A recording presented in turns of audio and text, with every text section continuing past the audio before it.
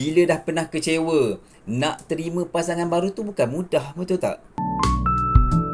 Tapi bukanlah sesuatu yang mustahil. Jom saya kongsikan 3 tips untuk anda. Yang pertama, mulakan dengan jujur. Cakap apa yang kita rasa, bukan apa yang dia nak dengar. Sebab kejujuran yang kecil boleh bina keyakinan yang besar. Yang kedua, kena konsisten lah dalam tindakan kita tu. Jangan sekadar janji manis kat mulut je, tetapi tunaikan apa yang telah kita janjikan. Percaya ni datang apabila kita buktikan apa yang dicakap, apa yang dinyatakan, bukan sekali buat baik sahaja. Yang ketiga, kena beri ruang, bukan syakwa sangka. Bukan semua diam tu curang, kadang dia cuma perlukan masa.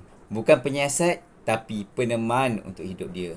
So, sama-samalah kita belajar nak jadi pasangan yang baik, nak ada hubungan yang baru, insya-Allah cuba buat tip-tip yang sangat-sangat korang rasa sesuai dengan diri korang. Percayalah, untuk timbulkan rasa percaya pada pasangan baru tu memang ambil masa. Tapi kalau dua-dua usaha, insya-Allah cinta tu akan berputik dengan baik, berkembang dengan baik dan juga tirjanah lah korang.